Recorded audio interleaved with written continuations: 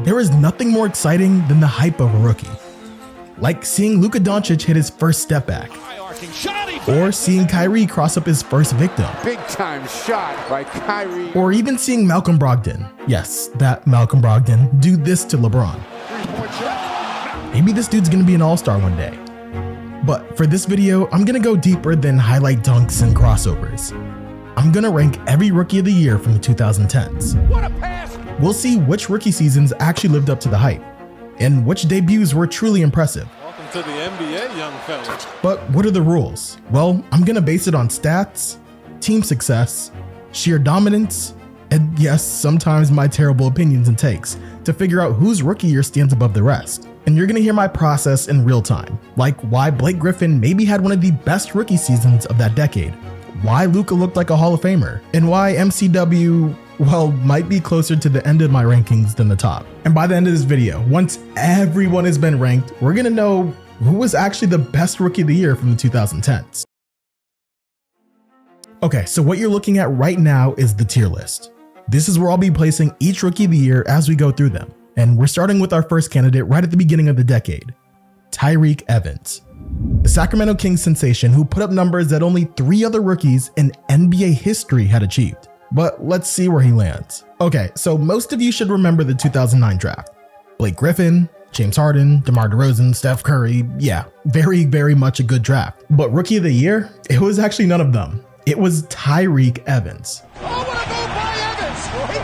Tyreke Evans. Legend. Legend. King's a legend. Before you judge though, let me explain to you why Tyreke was the rookie of the year. Forget how the rest of his career went. Forget the drug stuff. Drugs are bad, okay? Tyreke was the 4th overall pick by the Kings after spending a year at the University of Memphis, where he averaged 17 points, 5 rebounds, 3 assists, and 2 steals. You shouldn't be surprised by this take, but he didn't walk into the best situation in Sacramento. The Kings were trash. Okay, I'm just gonna put it out there. I'm sorry, King fans. I feel like I throw shade at the 2010 Kings every video, but it's just how I feel. Anyways, here's the starting lineup in Tyreke's first game. Okay, you know, not too bad. Jason Thompson, Sean May. Hey, shout out the team, you know? Hey, but no hate to Kevin Martin though, because he was lighting it up in the first 5 games. I mean, 27, 20, 29, 48, 29. I mean, putting up numbers like that, you're looking like you're gonna have an all-star season if you keep doing that.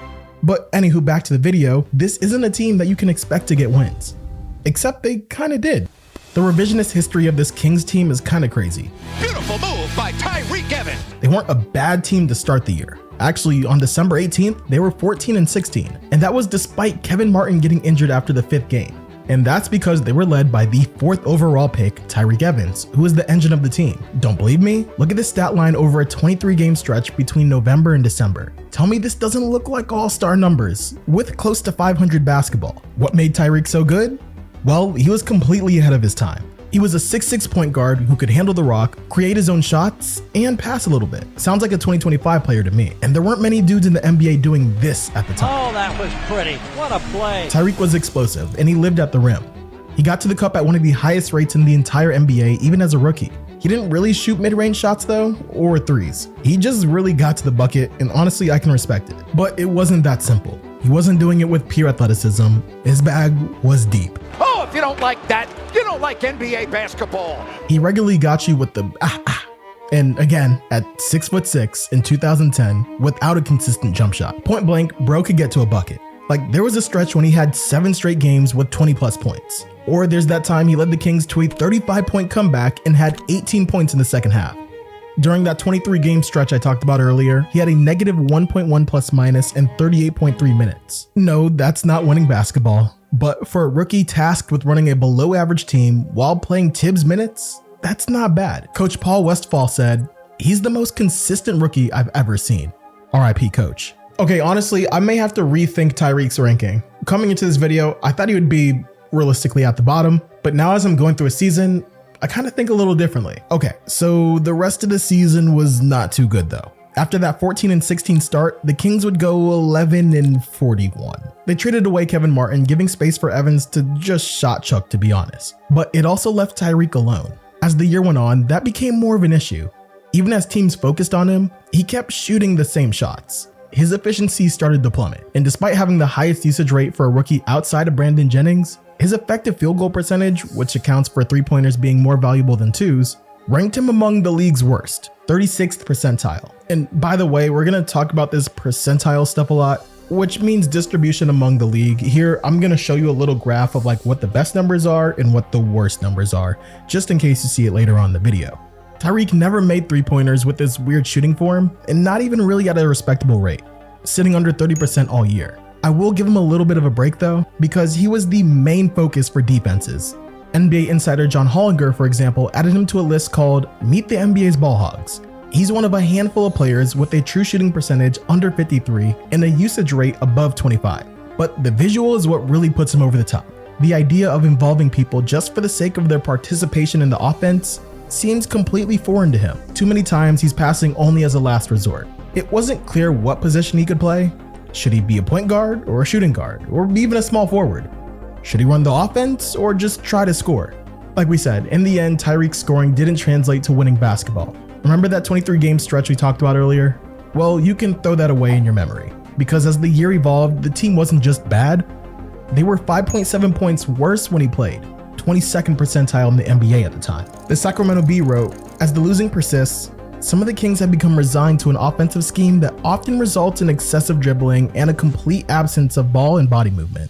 Still, Tyreke finished the year with a more than impressive stat line, especially given the circumstances.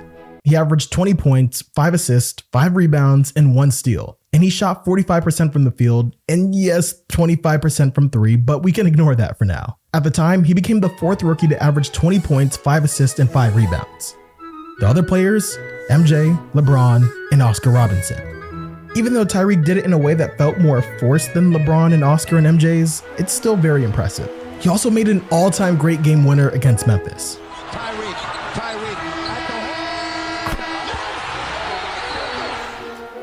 Did he just do the Pat Bev? Can we call this the Pat Bev? Anyway, Tyreke wasn't a runaway rookie of the year though. He got 67 first place votes. Steph, who started to pick up momentum later in the year, got 43 first place votes, and Brandon Jennings got 12. So, where does that leave him in our rankings? Drum roll, please. Without further ado, technically, Tyreke Evans is the best rookie of the year in the 2010s. Well, because there's no one else to compete with yet. But I'm gonna try and predict where he'll end up by the end of this video. On one end, his gaudy stats will certainly stand out, and he should be rewarded for dealing with that train wreck called the Sacramento Kings. But on the other hand, I have to take into account how much worse the team was with him on the floor. I can't get away from this one stat, that the Kings were 5.7 points worse when he played. And you can't be the best rookie of the year of a decade if your team is that much worse, right? One thing I know I'm gonna have to keep in mind throughout the video though is that I need to judge these players individually and not based on team performances. For example, I need to think, okay, if rookie Kyrie Irving or Damian Lillard was on this team, how good would they do compared to rookie Tyreke Evans? Anywho, maybe there will be some players who fall short of Evans, who played on even worse teams with worse stats. But for now, I definitely see him sliding into the back half. However, a player I don't see sliding is rookie year Blake Griffin. Let's take a trip down memory lane. The beauty of the days of Blake Griffin. Blake Griffin came into the NBA doing things like this.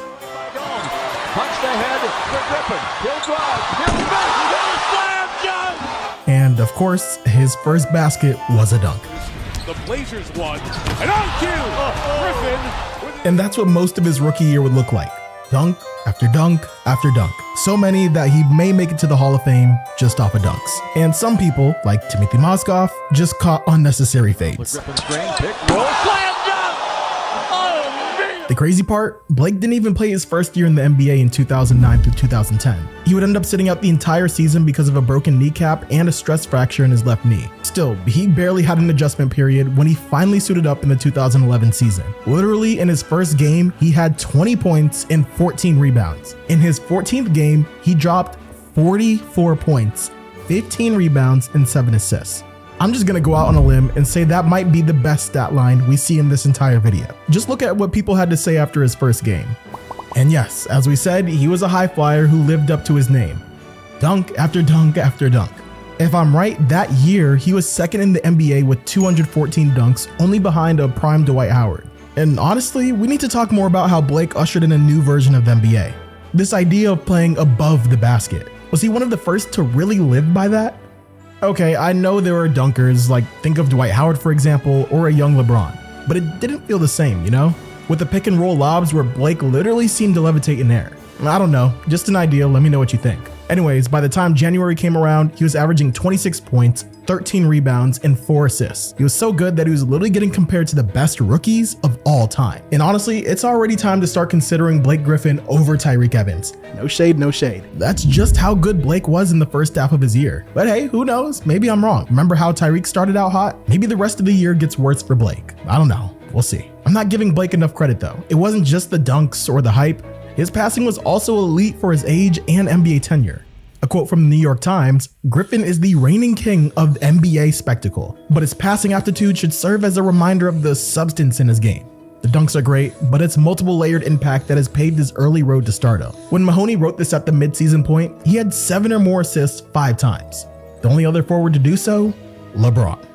His assist percentage, which measures the percentage of teammate-made shots that a player assisted on, was elite for big men during an era where centers weren't the offensive hubs they are today. He was only second to Brad Miller, but Brad didn't play anywhere close to the amount of minutes Griffin played, and he was beating out Al Horford, Lamar Odom, and Timmy D. I mean, this is more than impressive for a 21-year-old. He would go on to notch 2 triple-doubles throughout the season. It was good enough to earn him an All-Star appearance, which is crazy because of players on this rookie list, he was the only one to do so. And now that I think of it, how many rookies have actually made an All-Star game in NBA history? Wow, this list is actually pretty deep, and most of these players made the Hall of Fame. And for the ones that didn't make it, like Ralph Sampson, well, let me tell you, before the injury, he was pretty much gonna make the Hall of Fame. Anyways, back to Blake. We can't forget about the NBA dunk contest, where he had some of the most impressive dunks of all time. It's not no Mac McClung dunk, but it's aight.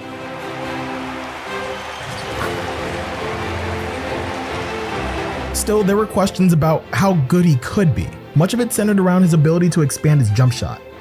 And he did only take 24 threes all year. By the end of the season though, he averaged 22 points, 12 rebounds, 3 assists, and shot 50% from the field, which is actually crazy efficient for a rookie who's serving as the offensive hub for his team. He did this while being 5th in the league in total minutes, even though his team went 32-50. He had a win share of 9.8, a stat that measures how many extra wins he gave his team compared to an average player, which at that time was 20th best in the league. And all of this would make him the unanimous Rookie of the Year. No one was even close to him. Check me out, he was so good that he was 10th in MVP voting, tied with Rondo and right behind Amare Stoudemire. This was even before CP3 got to LA. And to this day, it's still considered one of the greatest rookie seasons of all time. People literally called him the next David Robinson or Wilt or Tim Duncan. They thought he was gonna be the next great big, the one who could shepherd a new high-flying era where centers/power forwards lived above the rim. What is this player? Like, who is this guy? Yeah. Now, the ranking. Dun dun dun. It's clear that Blake had one of the best rookie seasons that we've ever seen. The only holdup that I have is the basketball environment. Remember Tyreke's squad? Here's a little reminder if you forgot. Well, Blake was in a much better situation. Here was the most used lineup beside him. Those are real NBA guys. So, Tyreke or Blake? Yeah, there's no debate. It's Blake all day, every day. Few guys can come into the league and just take over like Blake did. Even though he had good players beside him, he still had the highest usage among big men in the NBA. He coupled that with above average efficiency and an effective field goal percentage that ranked him above average for league players. And to be honest, he didn't even look like a rookie in year 1. There was no rookie wall. He was quite literally a bona fide all-star from day 1. Even though Tyreke had a great few months of basketball, Blake's peak was even better. Let me remind you, he averaged 26 points and 13 rebounds in January. Plus, the team was better with him on the floor, as you're seeing in the stats here. Sorry, Tyreke, but Blake is an easy pick. To be honest, if he was actually healthy for the 2010 season, he would have been the unanimous Rookie of the Year over Tyreke. Call me crazy, but that's just how much better he performed across the board. Sorry, Tyreke, Blake's going above. Okay, with them two out of the way, what do we have next? The Duke legend who only played 11 games in college. Irving bank shot almost. Are you serious? In 2010, LeBron James pulled off one of the most controversial decisions in NBA history. You know it, we know it. The decision. LeBron, what's your decision? In this fall, man, this is very tough. In this fall, I'm going to take my talents to South Beach and join the Miami Heat. And there's much to make about the decision. We're not going to Dwayne Wade into all of that. Hey, you see what I did there? Dwayne Wade into, okay. You know, like the jersey burning, the hateful comments. To go on national TV and spit in our face like that is very, very, very wrong. I hope he never wins any championships wherever he's at, because he's a loser. He's not a winner. The city ripped of its beloved homegrown king. If you're going to be here, you're going to be here. If you're not, then just be gone. What we will talk about is what happened after the decision. What happened to the Cavs? In the aftermath, another superstar appeared on their doorstep. Kyrie Irving. And why am I telling you this? Because it provides important context into Kyrie's rookie season. And I think that he had one of the most underrated seasons by a rookie of this decade, but let's see if you guys think the same. Even though Kyrie went first overall, he didn't come in with the hype of others. He only played 11 games. Yes, 11 games at Duke because of a big toe injury. That's on top of being undersized at 6'2". And there was a little bit of talk that maybe Arizona forward Derek Williams would go ahead of him, but his high school 5-star rating and his 11 games where he averaged 17 points, 4 assists, and 1 steal was easily enough for the Cavs to take him number 1. But the team was not good. Drop a comment if you know who their leading scorer was in the 2010 season. Yes, the year before Kyrie arrived and the year after LeBron left. I'll give you a quick second. Okay, I'm actually guessing in real time, not doing any research because I actually don't know the answer myself. My first guess was Mo Williams, and then for a second I thought Daniel Gibson, and I was like, that makes no sense. Wow, it's Antoine Jamison. Hikey totally forgot he was on that team. I usually think of him on Golden State or the Wizards. So safe to say, Kyrie wasn't worried about getting minutes. What's it like to fill those big shoes that LeBron left behind? Well, first of all, I don't see it as kind of shoes. LeBron James wears a size 16. I wear a size 12. So. Instead, Kyrie legit came into the NBA and averaged more than he did in college. Most young point guards struggled to adjust to the NBA speed and pace. Yeah, I'm looking at you, Scoot Henderson, but that was not Kyrie. That's how special Kyrie's rookie year was. I want to dive into one thing in particular. We're going to really focus on his efficiency. It was literally off the charts. He made 46% of his shots from the field and 39% from 3. And you dig a little bit deeper and you'll see that he had a 56% true shooting percentage, which takes into account 2s, 3s, and free throws. That was 33rd in the league. His player efficiency rating was 21.4, and that was 21st in the whole league. And it wasn't like Kyrie had other guys around him that made his life easier. This was the roster. Yeah, you see it. To be honest, I don't even know who Lester Hudson is, but shout out Lester, I'm not trying to slight you. But for real though, who's winning with this roster? Especially as an undersized point guard. It was Kyrie who was forced to carry the squad. He had a usage rate of 30%, 98th percentile in the entire NBA. And still, he was unbelievably efficient. You might think Kyrie must have been jacking up 3s and shooting at a high clip, but that really wasn't true. Instead, he lived at the hoop, which is kind of crazy for a 6'2" guard. 42% of his total attempts came at the rim, by far the most of his career. He made 59% of those shots too. And let's keep it a buck, we've seen few players who are as creative at the cup as Kyrie, and that was even true as a rookie. He was converting just some crazy shots, to be honest. He'll just throw some shit at you just don't expect. What might be even more impressive is how clutch he was, which is a skill he still has today. Irving for the win! He was 5th in the entire league, only behind KD, Kobe, Derek, and Kevin Love in fourth quarter scoring at 6 points per game. He had 3 game-winning baskets or go-ahead free throws, including this crazy shot against the Big 3 Celtics. Big-time shot. That's the shot of a cold-blooded killer. Despite only averaging 30 minutes per game, which is actually the lowest of his career, Kyrie finished the year averaging 18 points, 3 rebounds, 5 assists, and 1 steal. And if you couldn't already tell, it was a rough year for the Cavs. They went 21-45 during the lockout season, despite starting 8-12. Still, Kyrie was nearly a unanimous Rookie of the Year, winning 117 of a possible 121st place votes. He was only the second Cav of all time to win the award, along with LeBron. Now granted, it wasn't the best Rookie of the Year race.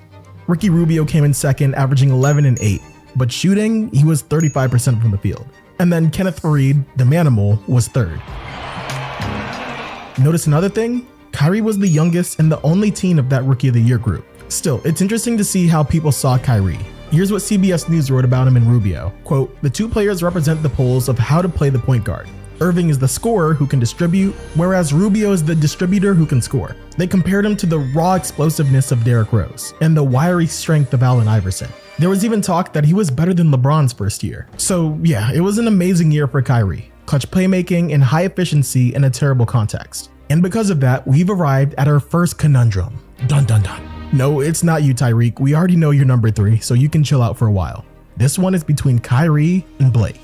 I'm not gonna lie, bro, this is a tough one. On one hand, is there a player who had a worse context than Kyrie and thrived as much as he did? I mean, let's take a look. Here are the leading scorers next to Kyrie, Blake, and Tyreke. Kyrie had a 35-year-old Antoine Jamison, and after that, it gets kind of spooky. Blake had a 22-year-old Aaron Gordon, which helped out a lot, and an older but still veteran Baron Davis.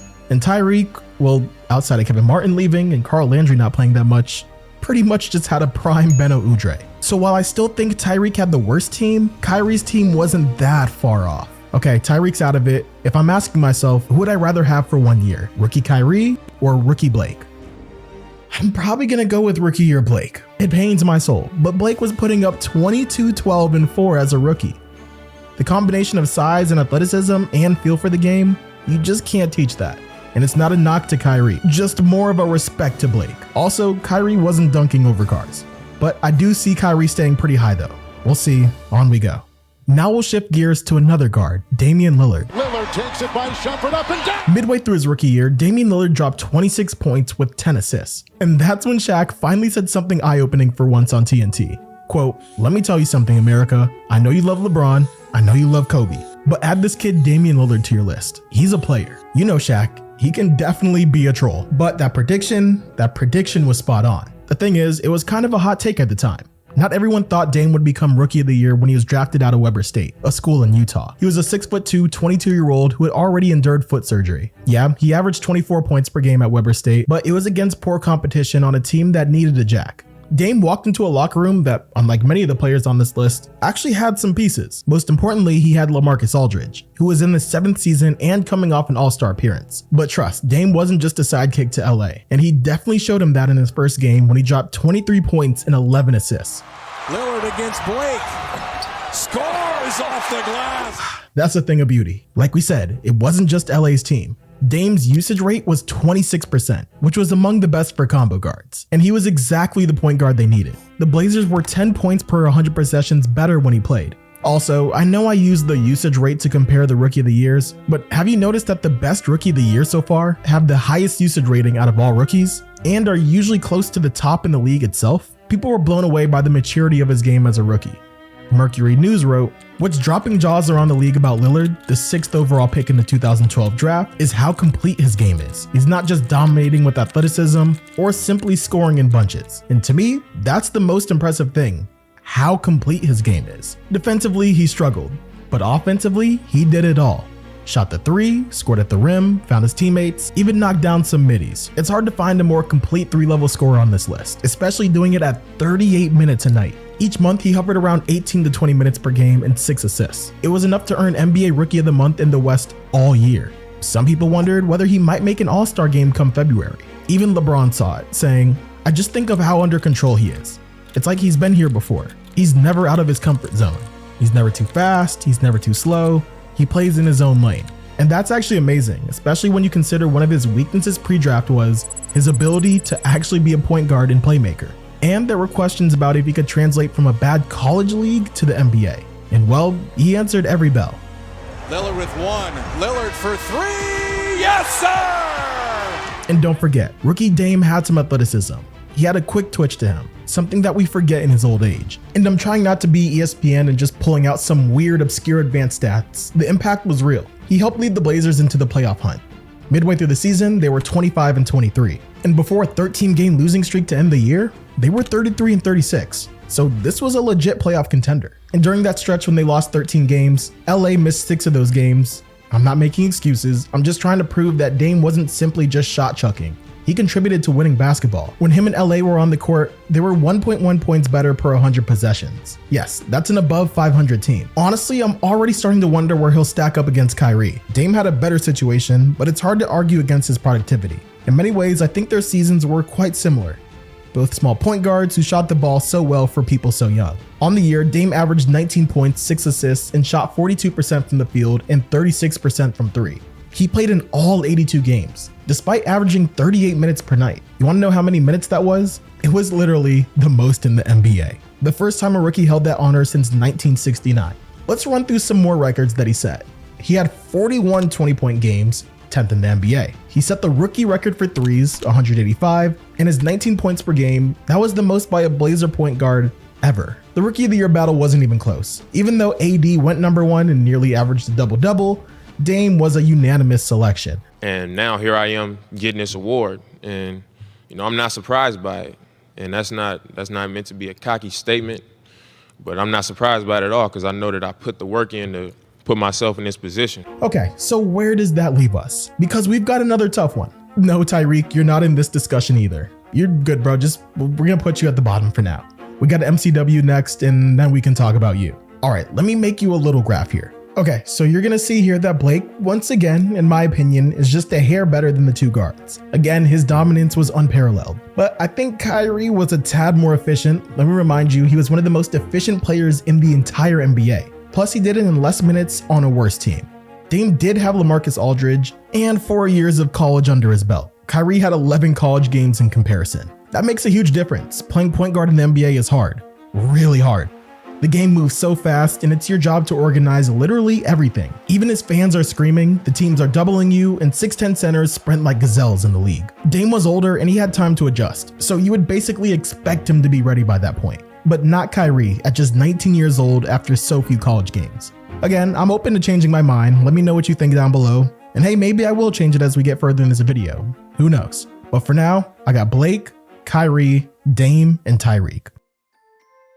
Okay guys, Michael Carter-Williams is painted as one of the worst rookies of the years of all time. Unless we're talking about his first game ever, but we'll get there later. There's no dodging it. People think MCM was point blank undeserving of the award. But hold up. I want to push back against that narrative for a second. People aren't taking into account Philadelphia's horrendous situation and how well he performed, given the weight put on his shoulders. When MCW arrived, the Philadelphia 76ers were beginning one of the most iconic, or should I say notorious, tanks of all time. An intentional tank of epic proportions. In 2012, they traded away their star Andre Iguodala for Andrew Bynum, a two-time champion who never suited up for Philly due to injury. And in 2013, after a disappointing season, they just decided to destroy it all. They made a draft day surprise by sending their young all-star Jrue Holiday to New Orleans for Nerlens Noel and a 2014 first-round pick. They believed that even though Jrue Holiday-led team was good, it wasn't good enough to win an NBA championship, so they had to start from scratch. It triggered a cascade of roster moves that created one of the worst rosters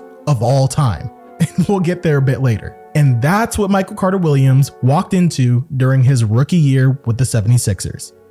Complete and utter chaos. And yet, he came in with a bang. Just look at his first game as a rookie. 22 points, 12 assists, 7 rebounds, and 9 steals. Yes, 9 steals in his debut. And who was that against? Oh, the defending champs, the Miami Heat. Does that sound overrated to you?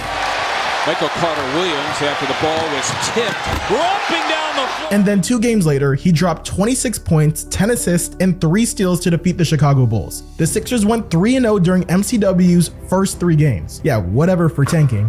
MCW was named Player of the Week his first week in the NBA. He joined Shaq in 1992 as the only rookie to do so. And it was one of the best starts to an NBA career that we've seen. He was scoring, locking people up, throwing dimes, even hitting jump shots. I know. By December, he had his first triple-double. When he distributes, man, he's unreal. And I think, there's a lot of point guards in this league trying to be scorers. And what it sets him aside is, his ability to make passes and try to get his teammates involved. But again, he walked into a team that was actively trying to lose. Don't forget that. They traded away their best player midseason, like Evan Turner and Spencer Hawes. When the trade deadline arrived, here's who he was playing with. Yeah.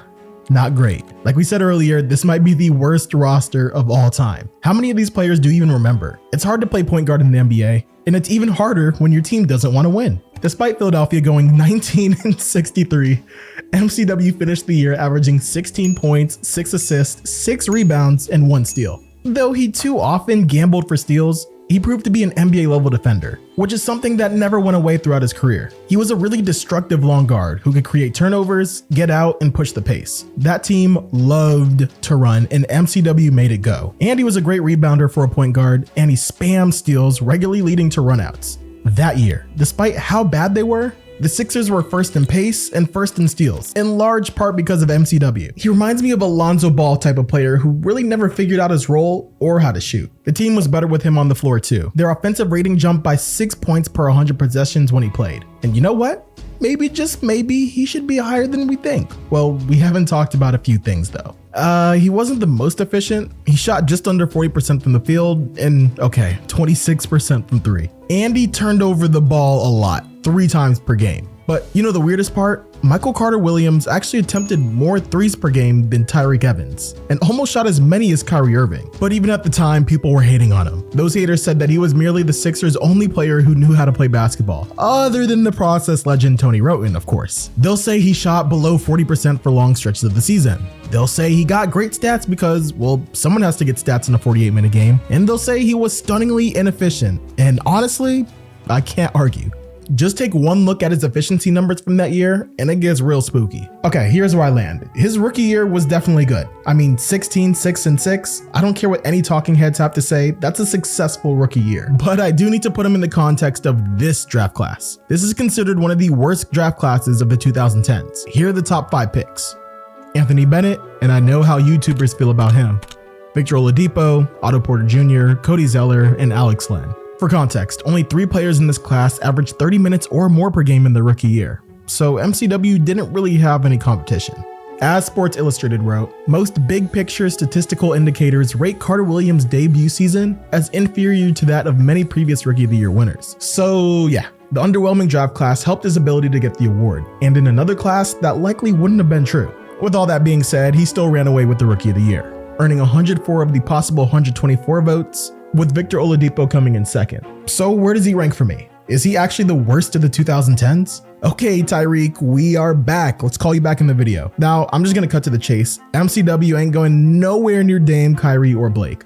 They put up the same numbers as MCW and were way more efficient, so you can forget about that. This is the Spooky Bowl, MCW versus Tyreke. And there's definitely some similarities here. Both big guards, both played on terrible teams. Both were shot chuckers on squads without many shot chuckers. Here's the thing, I think Tyreke was the better shot chucker, even though he had a worse 3-point percentage than MCW. Sure, MCW was a better passer and he got some steals, but I think Tyreke's best attribute was better than MCW's. Tyreke could flat out score. The bag was deep, and he could cook MCW one-on-one, and I don't even mean any shade by that. And you know, I gotta question the perception around MCW's Rookie of the Year campaign. I mean, if he didn't come off to that blazing start in the beginning, would he have been ranked so high? Although Tyreke wasn't anything crazy, he was relatively consistent. He just got buckets all year, even if it came at the expense of some passes. If I had to pick someone for my team, I'd be more excited about Tyreke's scoring upside, and that's just me though. What do you guys think? Anyways, new ranking, Blake 1, Kyrie 2, Dame 3, Tyreke 4, and MCW 5. In August 2014, the Minnesota Timberwolves traded away one of the best players in franchise history, Kevin Love.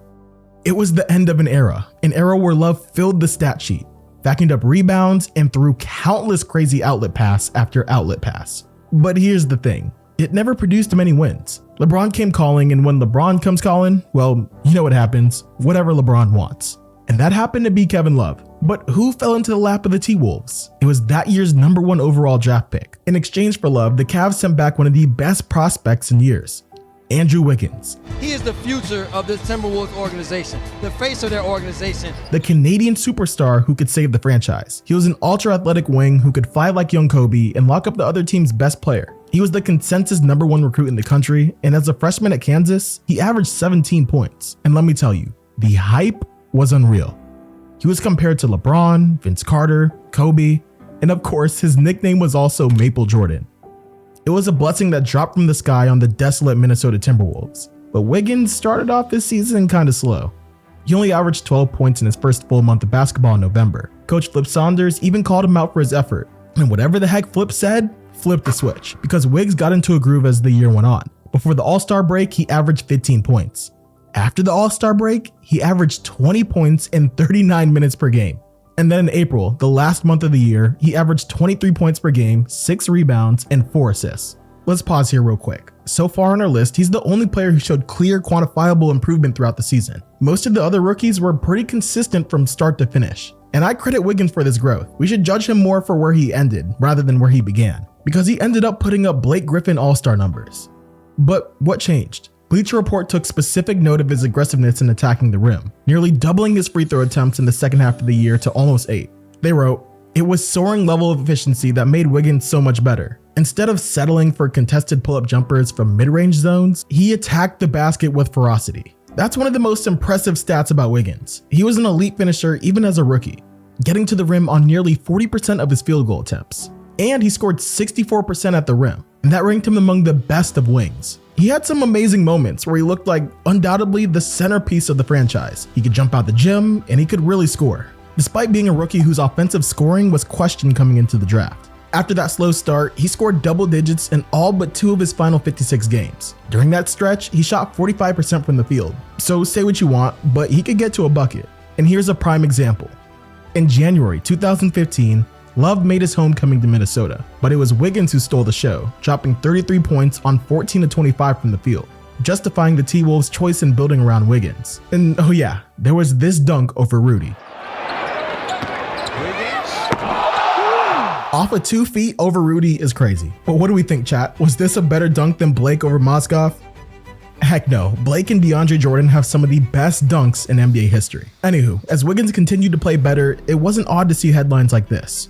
He also shined while playing on a terrible team, maybe one of the worst on this list. Just look at how many losses they had. That actually might be worse than the MCW Sixers. The 2 leading scorers on the team other than Wiggins were Kevin Martin and Thad Young. Both only played half the season, and rookie Rubio got injured. But some thought Wiggins' freedom was his downfall. He didn't really help the team improve, despite his individual success. His efficiency faltered, shooting 43% from the field and 31% from 3. His player efficiency rating was 13.9, below the league average of 15, and he settled way too much for mid-range shots. Nearly half of his shots came there, one of the highest rates in the league, and he barely took threes. His win share was 2.1, almost 1/5 of Blake's. And you can't excuse that Wiggins played on a bad team because Gorgui Dieng had a win share of 4.9. Yeah. Experts wondered if Wiggins was just shot chucking. As Grandland's Zach Lowe wrote, Wiggins right now is a little bit like Rudy Gay, a massively skilled scorer whose gifts don't help teammates. Still, Wiggins finished with 110 of 130 first place votes. But it really wasn't much of a race. Second was Nikola Mirotic, who shot 40% from the field and 31% from 3. The third was Nerlens Noel, who averaged 9 points. In some ways, it was Wiggs by default. Honestly, this one's even easier for me. Even though I compared them earlier, Wiggins is nowhere near Blake territory, and he isn't much closer to Dame or Kyrie tier either. He simply wasn't as efficient or impactful as those 2 guards. But he's nowhere near Tyreke or MCW either. In some ways, I think he was a better version of Tyreke. I don't know, maybe I'm going crazy. A shot chucker who grew as the season progressed. He's solidly in 4th for me, making Blake still 1, Kyrie still 2, Dame 3, the new one Andrew Wiggins at 4, Tyreke Evans at 5, and MCW at 6. And next up is actually Wiggins' future teammate. Okay, so we just talked about Andrew Wiggins, the good and the bad, but the T-Wolves' losing record afforded them a different opportunity. The opportunity for another #1 overall pick. There wasn't much discussion. It was Karl Anthony Towns, the 7-foot center with the all-around game that few centers in the NBA had at the time. He had a great jump shot that seemed prime for modern basketball. It was the perfect fit next to Andrew Wiggins. With their complementary positions and skill sets, there was belief that the two would evolve into one of the best duos in the NBA with Ricky Rubio running point. And honestly, I was looking forward to it. I was definitely a Ricky Rubio fan in high school because I'm one of those people who really like the traditional point guard role. And I thought Ricky Rubio would be the one to put them all together. But others thought differently. There were questions about how quickly they would gel. Although Cat was the undisputed #1 overall pick, he had only averaged 10 points and 6 rebounds at Kentucky. He didn't even shoot threes yet. He logged 21 minutes per game. Could you realistically expect him to carry your franchise just yet? One Bleacher Report article said, Towns may not be an instant impact contributor right away. The goal was simply 20 wins. Even though Towns had 28 points and 14 boards in his second game, his development didn't happen overnight. In November, he only averaged 13 points per game. Then it slowly rose. By December, that number jumped to 18. And by February and March, he was already averaging 21 points and 10 rebounds. Those are literally all-star numbers. There's got to be something in the Minnesota water because Wiggins and Towns improved tremendously in their rookie year. What's maybe more important though is as Cat got better, so did the team. After the All-Star break, the Wolves went 12-16 after going 17-37 before the All-Star break. He wasn't just plugged into a good team, he became the centerpiece that made them a respectable franchise. Remember, they went 16-66 when Wiggins was running the show. So yeah, it might be safe to say that I've already got him above Wiggins. When Towns was on the floor, the team was 6.1 points better, and his win share was 8.3. Let's see where that ranked among rookies that year. Okay, the next best, Jokic at 6.7. And then there was Towns, and then everyone else. And where did that rank in the league? Okay, as a rookie, that put him 24th, right below his predecessor, Kevin Love. And again, remember, his team wasn't even winning every game, but they were winning when Towns took the court. And you guys know I'm a sucker for winning basketball, so I already see him climbing the ranks. Their most used lineup featuring Gorgie Dang, Zach LaVine, Ricky Rubio, Andrew Wiggins, and Cat was legit good. Per 100 possessions, they won by 1.9 points on average. And it was easy to see how with better players around them, the core of this team could win together. Oh, and don't forget, there was a 39-year-old Kevin Garnett who was on this team. Don't forget about OG. So what actually jumped out to me was Cat's combination of skills. He was a great rebounder, low post scoring, blocks, shooting, passing. Like Blake, he was really well-rounded as a rookie. Analysts slung around a seldom used phrase for a rookie, a 5-tool center. Here's what Zach Lowe said. He's already a bright, shining plus at everything. Post scoring, jump shooting, passing, defending the rim, and scampering around in space. Lowe even added that Cat was not only the rookie of the year, but if he's not a top 15 player already, he's gonna be soon. At this point, Cat wasn't shooting a ton of threes yet, but there were signs that he could do even more. He made 34% from 3 and 48% from mid-range, which ranked him 92nd percentile in the NBA. He was able to hit pull-ups like this in his first game. There's Towns at the top of the key.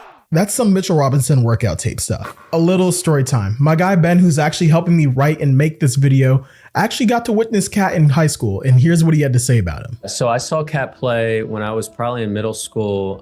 My cousin played basketball in South Jersey at a really good basketball high school, and he was playing in a tournament that brought teams in from all over the region. Actually, he was playing against Sidwell Friends, which was Josh Hart's team when Josh Hart was in high school. So that was pretty crazy. But in the tournament, they played Sidwell Friends, and the game after was actually Cat's team, St. Joe's McCutcheon. I think I'm pronouncing that right. But I just remember everyone in the gym talking about, hey, like, you know, the #1 player in the country's coming up to play. And he was a freshman in high school at the time.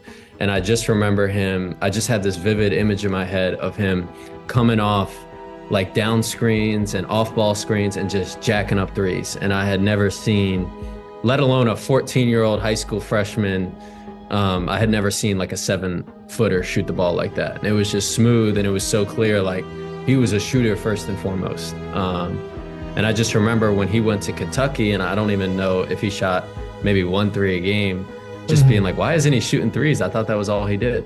And knowing that when a team finally let him shoot, that people were going to be surprised. And that I knew that, you know, from 14, even at 14 as a high school freshman, he was the best shooter on the floor, even though he was 7 feet tall. All I remember is just Cat shooting threes. It's just Cat shooting threes, because that's how abnormal it was. Like, he was a big deal. Like, it wasn't, he didn't come out of nowhere. I just remember knowing that he was the best like freshman in the country, or one of the best freshmen in the country. So it was something that like people were talking about. It was something that people knew, especially in the New Jersey area, that like, this guy's gonna be good, and he's gonna be good for a really long time. So yeah, I think it's safe to say that Cat has been a shooter for a while, and we have to take that into account for the ranking. Towns wasn't just good, he was part of a new wave of big men, helping set the stage for the modern space and pace game. So that's gotta rise him at least a few points. And he did this while not fully sacrificing defense. First year Cat averaged 1.7 blocks per game, the most of his career. I know, right? Cat was literally a rim protector in the beginning. Hard to imagine that now. He finished the year averaging 18 points, 10 rebounds, 2 assists, and 1 block, all while shooting 54% from the field and 34% from 3. He even had 21 rebounds in a game. His player efficiency rating of 22.5 ranked 13th in the entire NBA. Okay, Kyrie and Dame had all-around efficient seasons, but if you factor in blocks and rebounds and assists and points, Cat was really all around. As we said, closer to Blake in my opinion, maybe even better. And he did all of this with an unbelievable workload. He played in every single game, all 82 games averaging 32 minutes. And let me remind you, this is 1 year after playing just 21 minutes per game in 39 games at Kentucky. He didn't tire, he was unbelievably efficient, despite being at the top of every team's scouting list. Easy to say, he was a unanimous Rookie of the Year selection. Zingis Pingus came in second, And Jokic, yes, Jokic came in third. Also, is it just me or does Cat seem younger than Jokic? I totally forgot they were both in the same class. The T-Wolves became the first team to have back-to-back Rookie of the Years. It wasn't just considered a good Rookie of the Year campaign, it was actually considered one of the best of all time. So yeah, a lot of Cat praise. Alright guys, we're back, and this one is an interesting one to rank. I think I'm gonna shake things up. It's time to tap into that top 3 again. I might have to put him ahead of Dame and Kyrie, maybe. An all-around big man who can shoot, defend the rim, and grab rebounds? I gotta be honest, I just think that's about as impressive as you can get. I was also impressed by the way he improved over the year, and how that translated to wins. Yes, remember those? We haven't talked about them much. Okay, I think if you'd ask a GM right now if they'd rather have a big man who can shoot, move, defend, and rebound, or an undersized point guard who can score and play make, they would pick the big man. And there's no way I can be crazy for thinking that. In the NBA, height and size rules, and you need size to win. Is this some big man bias I have? Maybe. Or maybe I would just rather have a malleable center like Cat on my team, despite how good Dame and Kyrie were. Sorry, guards. Okay, we got Blake at top still. I know. I'm putting Karl Anthony second, Kyrie third, Dame fourth, Andrew Wiggins fifth, Tyreke Evans sixth, and MCW seventh. Wow, the 2016 draft was actually one of the best of the 2010s. Ben Simmons was in this draft, Jaylen Brown, Jamal Murray, Pascal Siakam, Sabonis, B.I., and the Sixers legend, Gershon Yabusele.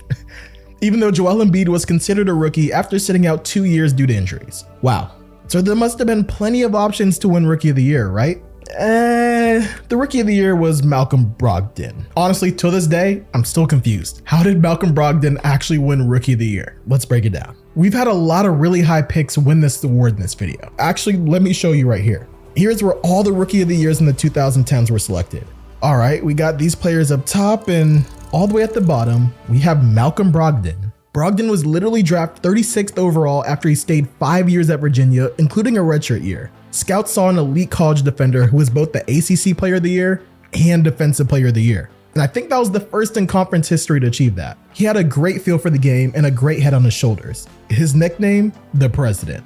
But NBA franchises also saw the numbers. He was 23 years old, the third oldest player in the draft. Only 6'4" and stuck somewhere between point guard and shooting guard. Average athleticism, his ceiling wasn't super high. And just for anyone who's watching who's not very familiar with NBA drafts, players who get drafted at 23 or 24 are expected to produce as soon as they get into the NBA. They don't get as much leeway for developing. Think about it. A player like Anthony Edwards came into the league, I think, at 19 years old. For his rookie contract, he's able to develop for 4 years. So by the end of his contract, he's 23, 24 years old. So in a way, any player that's coming into the draft at 23 or 24 is competing with an Anthony Edwards or a player like him who's already had 3 to 4 years in the NBA. Okay, but back to Brogdon. With all the things I just said before, he still fit with the Bucks, who were trying to find their identity around 3 budding stars: Giannis, Jabari Parker, and Chris Middleton. Giannis was just starting to break out, having averaged 16 points, 7 rebounds, and 4 assists in the previous season. So, who was a better fit than a Mr. Do-It-All background mate who knew his role and embraced the dirty work? Brogdon didn't initially pop off though.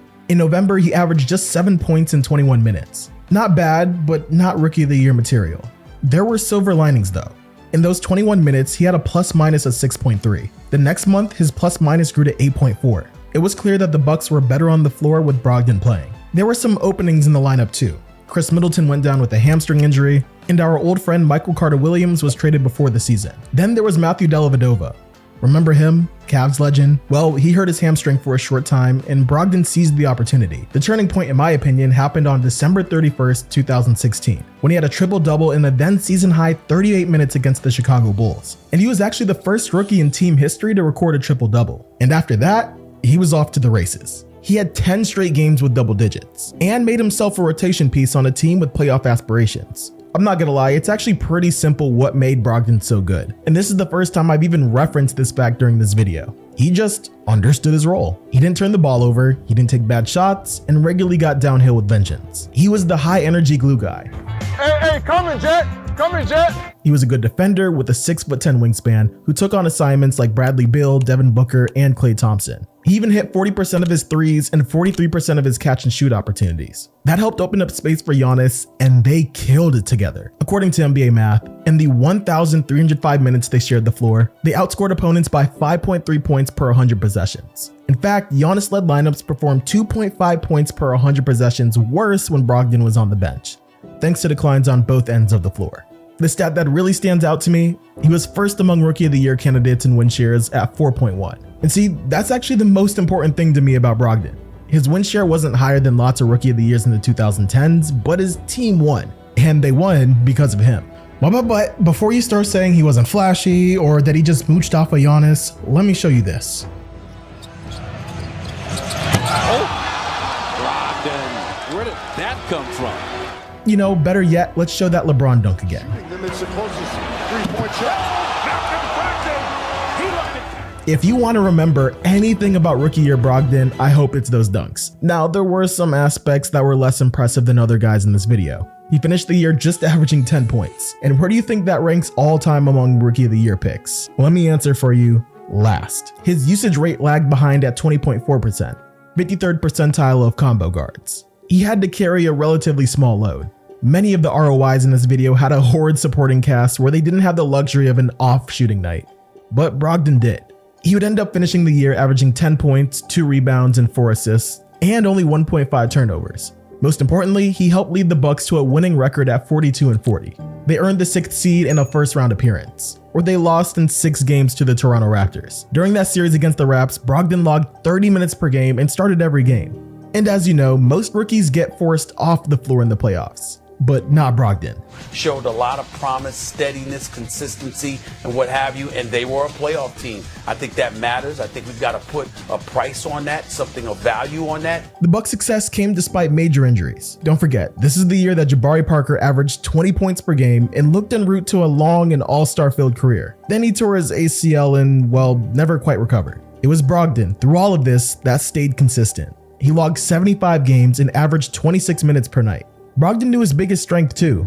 Just ask him. He literally said that R&B music best describes his game. I think that's because it's slow, but it's deliberate. You know what it's about, and it's consistent. And you might be wondering, really, there wasn't not anyone better than 10 points per game? Well, Embiid was undoubtedly the best rookie when he played, but he only played 31 games. Sixers forward Dario Saric actually came in second, and he was good in that first year, especially after the All-Star break when he averaged over 17 points per game. But Saric didn't have the boost that Brogdon had on a playoff team, and Saric didn't do it all year. Brogdon had 64 first place votes, Joel had 23, and Dario had 13. He was the first Bucks Rookie of the Year since Kareem Abdul-Jabbar in 1970, and he was also the first non-first round pick to win Rookie of the Year since 1965. Scott Howard Cooper of NBA.com maybe said it best. He's the only one on a playoff team with this dependability a necessity, rather than a preference. And he's been a symbol of efficiency during an underwhelming 2017 season filled with inefficiency by the rookie class. Okay, back to the ranking list and the bum squad, aka the bottom of the rankings. There's no doubt that Malcolm Brogdon had a good rookie season.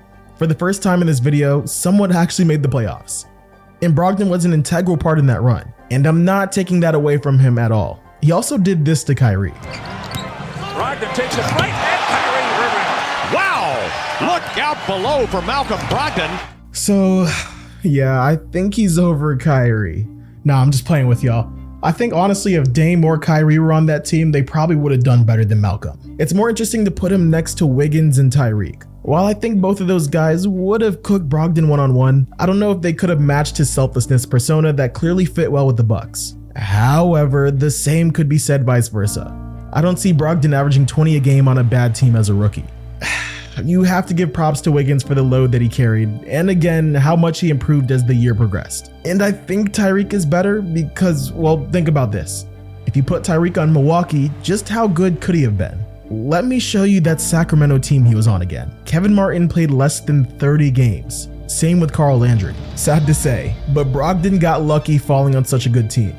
That doesn't take anything away, but I can't place him above some of these guys who had more responsibilities and more production. However, I think his value to winning basketball puts him over MCW. All right, new listing. Blake 1, Carl 2, Kyrie 3, Dame 4, Andrew Wiggins 5, Tyreke Evans 6, Malcolm Brogdon 7, and MCW 8.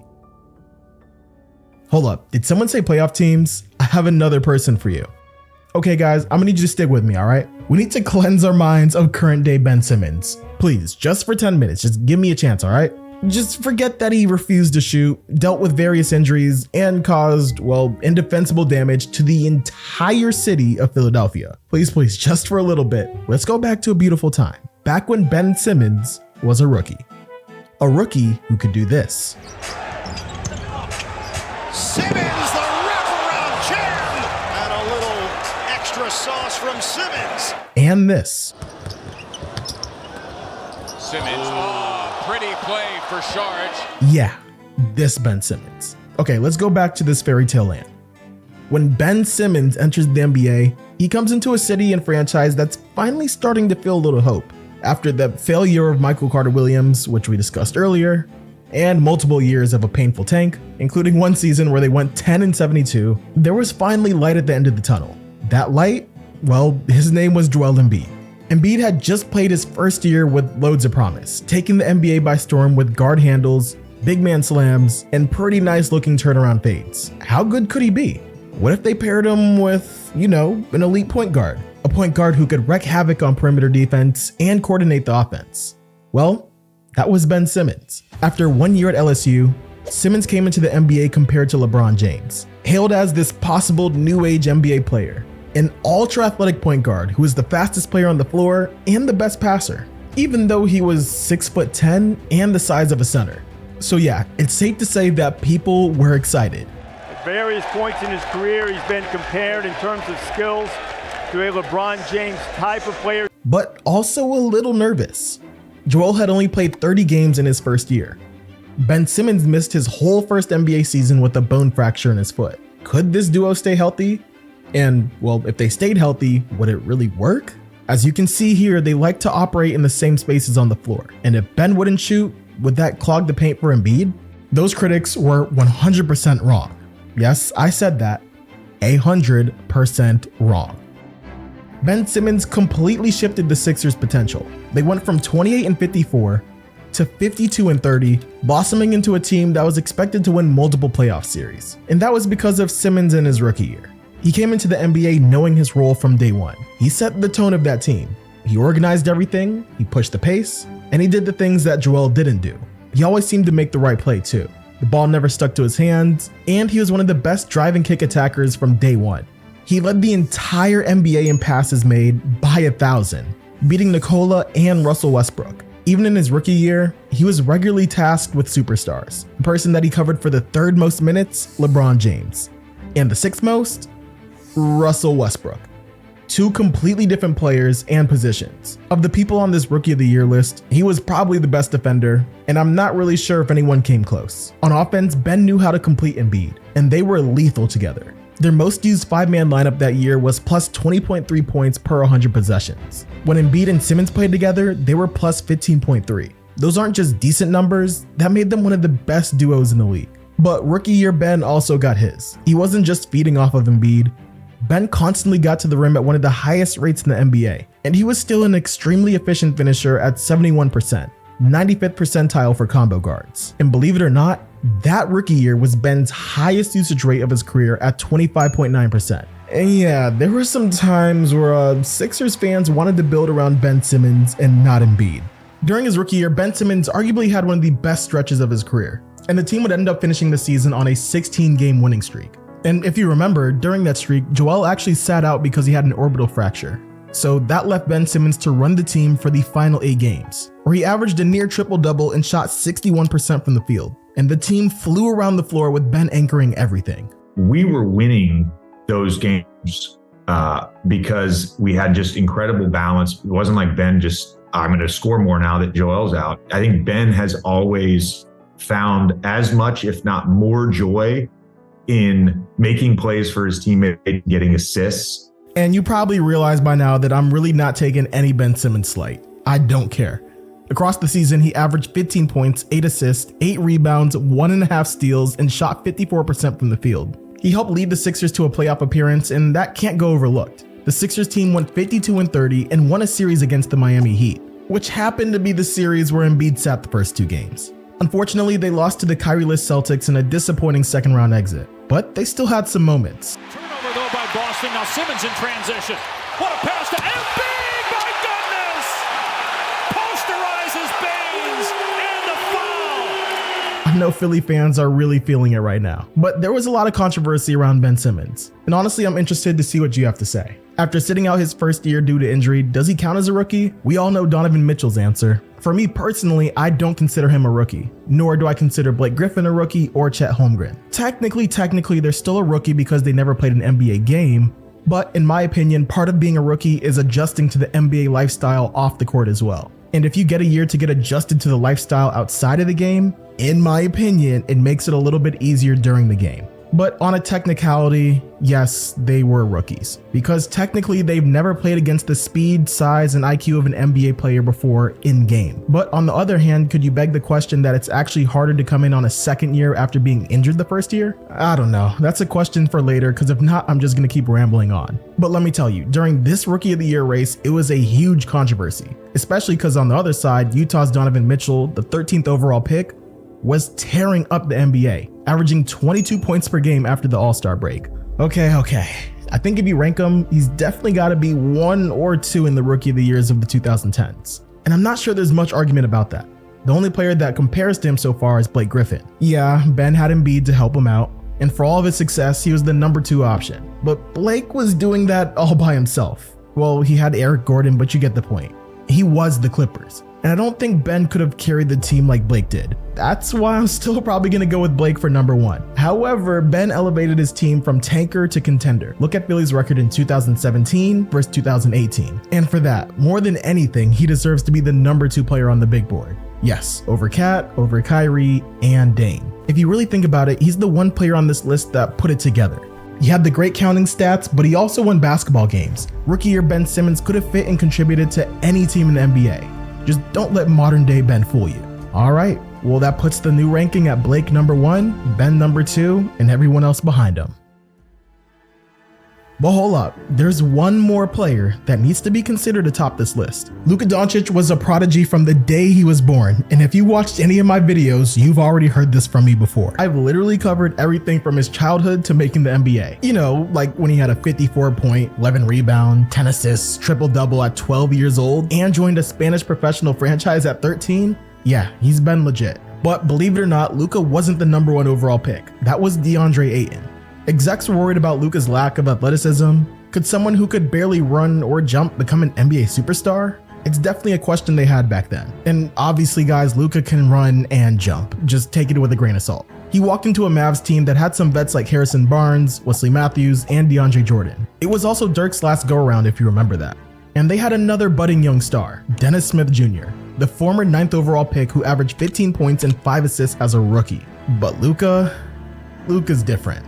It was his team from the jump. At 19 years old, Luka clearly has no fear. Let me give you a little bit of stats. Luka had 20 points in 3 of his first 5 games. He had 31 points in his 7th game, and in his first 15 games, he was averaging 19 points, shooting 46% from the field. And honestly, what's most impressive is how much responsibility the Mavs gave him as a rookie. By January of that season, the Mavs were so convinced by Luka that they traded away major pieces to build around him. They sent Dennis Smith Jr., DeAndre Jordan, Wesley Matthews, and 2 firsts for Kristaps Porzingis. They also got rid of Harrison Barnes, and I'm not gonna lie, they did him dirty. But if you remember, Porzingis sat out the entire season with an ACL injury. That left Luka pretty much doing nothing for the second half of the season, unless you were a fan of a 40-year-old Dirk, or Mavs legend Dwight Powell, and rookie Jalen Brunson, who hadn't really popped out yet. As the season went on, Luka's usage rate would only climb. After the All-Star break, it rose to 35%, which would have put him in like the top 5 for the NBA. And even as his workload increased, he still averaged over 20 points in every month after November. And I was kind of blown away by his shot-making ability despite the pressure. 72% of his made field goals came unassisted, meaning that he was creating his own shot more often than not. And it was actually one of the highest rates in the league, even above LeBron. As a rookie, he had the 5th most isolation plays per game and was one of the highest in the league in actually converting isolation plays. Plus, he hit big shot after big shot, ranking 10th in clutch scoring. And he made one of the best game-tying scores in his rookie year. 6/10 of a second. Brunson will bring it about. Oh! Doncic buries a 3 out of the corner. Can Can you believe that? Luka wasn't just nailing open threes or just blowing by old guys with mind-numbing athleticism. It was the crafty moves that came from creative footwork and high IQ. I mean, just look at some of these moves he was hitting as a rookie. Screen by DeAndre. Capella switched on to Luka. Luka with the step back three. Oh, yeah! Before we get to the ranking part, let's be real. These are elite numbers and elite skills for someone who at the age of 19 was orchestrating an entire NBA offense by himself. I'm pretty sure he's going to be in the top 3. And we haven't even talked about his vision. He did all this scoring while blossoming into one of the league's best passers, averaging 7 assists per game after the All-Star break. He made skip passes and saw openings that most vets didn't see. All in all, following the All-Star break, he dang near almost put up a triple-double, putting up 22 points, 7 assists, and 9 rebounds. Is it me, or did he just kind of walk into the NBA and was the Luka we know now? Down to 8. Moves on Pummel. Tilts it in. Hammers it home. And yeah, the increased role led to decreased efficiency, making just 42% from the field on his shots and averaging 3.4 turnovers per game. And since I docked other people for this, I guess I should mention that his success didn't lead to a winning record, but his all-around skills, his shot making, his passing, his rebounding, his ability to set up the offense, it was different than shot chuckers like Tyreke or Wiggins. He did more. He elevated the players around him, and everything that they were good at, like scoring, Luka was better. Oh, man. Whoa. Luka won Rookie of the Month in the West 5 out of 5 times, and he got 98 out of the possible 100 first place votes. Wait, only 98? Yeah, because Trae Young was hooping that year too. And if I'm keeping it a buck, he deserved the Rookie of the Year award over some of the dudes on this list. Anyways, Luka was the first Mavs player to win Rookie of the Year outright. When people talk about his rookie year, they described it as, well, one of the best. As The Athletic wrote, Luka Doncic might have the best teenage rookie season ever. I know this, if Luka Doncic doesn't get a bit better, he's going to be a damn good pro for 15 years in this league. Save the best for last, right? Yeah, this one's going to be a hard one. Okay, to me, he was a better version of both Kyrie and Dame, so I'm slotting him above them. Cat gets a little interesting, but considering how much Luka had the ball in his hand and how the whole team kind of played through Luka, I'm going to have to place him in the top 3. All right, so that leaves Ben and Blake. And honestly, I don't know. But let me go back to that question I asked earlier. If I was a team and I could have one of these players for the rookie season, which one would I choose? And I think I'd rather have Luka. Look at that. It's a good look. He faked me out. Guys, I've had Blake number 1, and personally, he's one of my favorite players. Blake was literally an all-star, but being a lead guard in the NBA, that's a different beast. And I was thinking about bringing up the technicality of Blake being a second-year rookie and not a true first year, but Luka also played overseas on some of the best teams in the whole world, so I think it kind of canceled each other out. Luka's ability to serve as a hub for offense at his height, there's just few comparisons. Ben Simmons won a lot of games, but he didn't have to shoulder the team like Luka. And Luka also did it at a much younger age than both of them. And no, this isn't my Dallas bias coming through, or the fact that I'm still depressed that they traded Luka. Is what it is. It's just my honest thoughts. Luka was just that dude, and his skill set is too unique to ignore. So yeah, a crash landing. After leading this entire race, Blake was passed at the final moment by none other than Luka Magic himself. How did he do it? How did he do it? That is Luka Magic! So, puts Luka at top, Blake number 2, Ben Simmons at 3, Karl at 4, Kyrie at 5, Dame at 6, Andrew Wiggins at 7, Tyreke at 8, Malcolm Brogdon 9, and Michael Carter-Williams 10. So, there you have it, ranking the best 10 Rookie of the Years of the 2010s. What do you guys think of this list? Do you agree, disagree, think I'm crazy for having Luka number 1, or think we need to have MCW higher for some reason? Let me know in the comments. You guys know I read all of the messages, and I'm probably going to respond to all of them. One of the things I actually really loved about this video is seeing all the different versions of the same award winners. I feel like the stat lines of MVPs in recent years all relatively look the same, but not these dudes. There's a lot of variety. You have Brogdon averaging 12 points. You have Blake averaging 22. You have Ben Simmons leading a team to the playoffs, and you have Wiggins dropping 30 on a bum squad. And if you want to know what happened to these rookies after their rookie season, well, I already made a video, and it's somewhere right here. You should probably go watch it.